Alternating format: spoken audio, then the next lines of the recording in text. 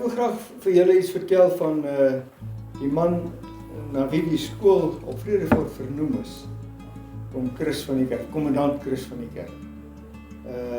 Sover ek weet is dit nog die skool se amptelike naam. Hoekom is dit so? Wie was Chris van die Kerk? Wel, dit was nou 'n man wat gebore is 1874.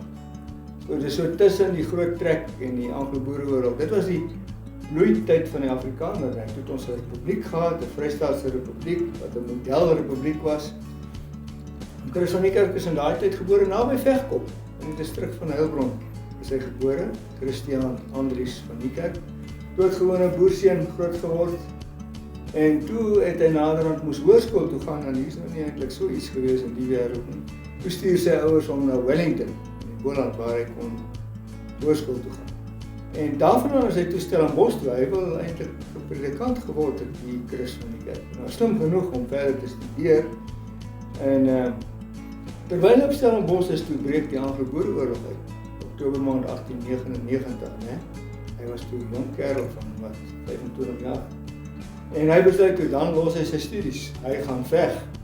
Hy kan nie sien dat sy mense alleen ly onder die Engelse nie. Hy moet gaan help. En toe kom hy en hy neem deel aan die oorlog. Hy het toe sy studies laat staan.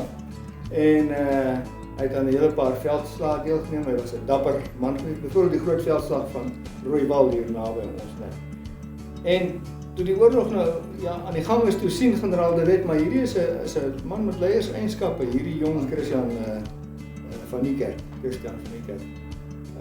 Hy is 'n man met leierseienskappe en hy stel hom aan as kommandant van Vredefort.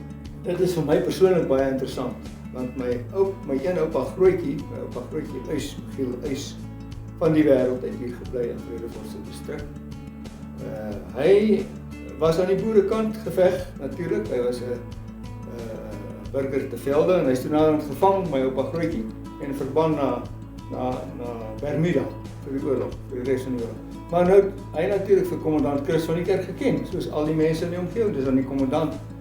En aan die ander kant weer my oupa Strauss, wie se naam ek dra, het in Boshoff se distrik gebly. En oom Chris van die Kerk het na die oorlog, kommandant Chris van die Kerk, na die oorlog het hy 'n onderwyser geword op Boshoff. So hulle moes mekaar van albei kant, en ek weet nie of my oupa grootjie aan moederskant ooit my oupa aan vaderskant geken het nie, maar kommandant Chris van die Kerk het albei geken.